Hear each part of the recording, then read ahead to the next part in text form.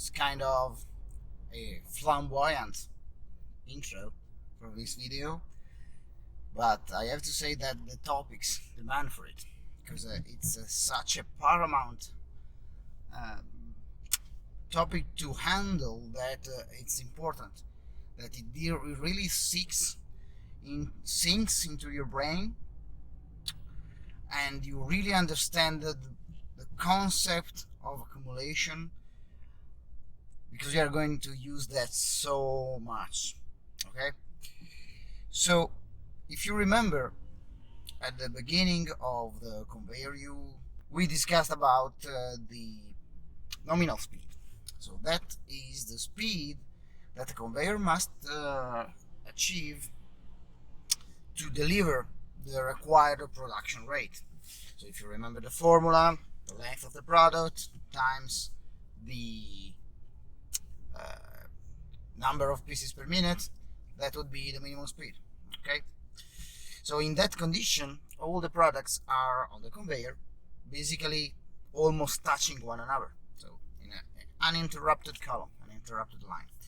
So if for whatever reason you need to stop those products on the conveyor, that is accumulation. So you will have an interrupted column of products running on the conveyor while the conveyor is still turning underneath them. Okay, that is accumulation.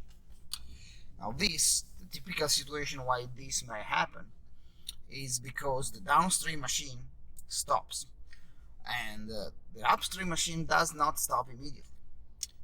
You want to be able to continuously produce, and when doing so, products continue to keep arriving on the connecting conveyor from the machine upstream, and they will continue to until eventually the conveyor comes to be completely full, and the line must stop.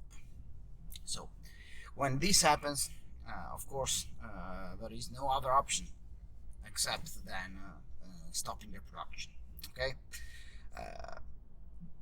the possibility to have the product to continue to run from the upstream machine until the conveyor is full is one of the main reasons why we need to do accumulation. But we will get more into that later. Now, the first things that we need to keep in mind that is that not all products can accumulate. There are some products that are suitable to accumulation and some that are not. So let's start with the one that are not suitable for accumulation. So let's get them out of the way and let's not even discuss that. Okay, so the products that cannot accumulate are soft ones, like, I don't know, cheese, sponge cake, whether they may be packaged or not, depending on the package, of course. But all the products that are soft and that can be damaged or get squashed by the pressure of being one against the other. Okay, so those products cannot accumulate. Then what else? Other products that cannot accumulate are the one with an irregular shape. So for example, oval trays or weirdly shaped bottles. These products, when they get to accumulate, they will begin to move between the side guides, and they could place themselves in such a way, arrange themselves in such positions that eventually they wouldn't be able to move again, even if the line downstream will be freed. Okay, so we need to take that into consideration. The shape of the product is very important in terms of possibility to accumulate. And last but not least, I would say also light and thin products that can eventually overlap if pushing one against the other. Typical example of this is flow packs. So whatever is the content of the flow pack is typically a thin and light products inside, and the package itself has these kind of ramps at the extremities, and so it's very easy that when they get in touch one against the other, they would overlap. Okay, so there are other products that cannot accumulate, of course, but these are the most typical ones. Let's go to the one that can accumulate. Of course, you can imagine that if these are the one that cannot accumulate, the one that can are boxes, plastic trays with regular shape, round shaped bottles, and generally speaking, all the products that have a certain rigidity into them. Even naked products can accumulate eventually, as long as they are rigid enough to not get damaged or not overlap when they touch one against the other. Okay, so even these products have limitations, of course, because as you can imagine, as soon as the product begin to accumulate and the conveyor is still running underneath them, the pressure between the products will be increasing rapidly, and this pressure can eventually damage the package, can damage the product.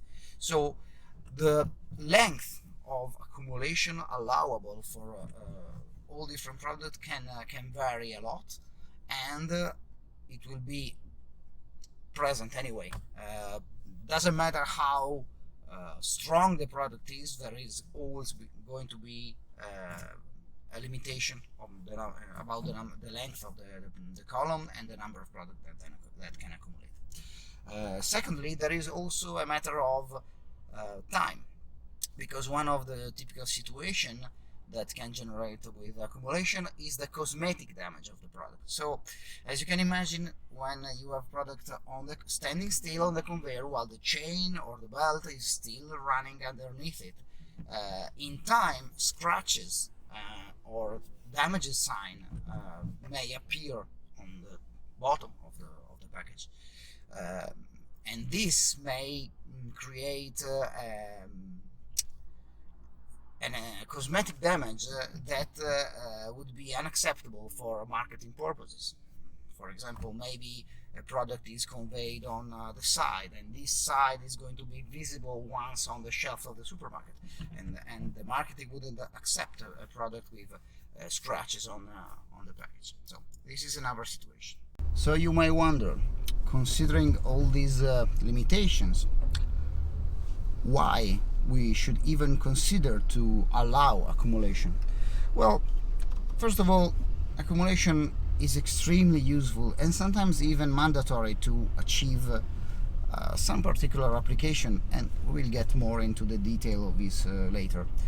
But it's extremely important that we understand the concept of accumulation and what are the limits of accumulation, because we will need to use them and to be able to understand them many times in the future. Okay, so if we get a little bit in the most typical application of accumulation, this is classical situation is that the machine downstream stops and you don't want to stop the upstream one.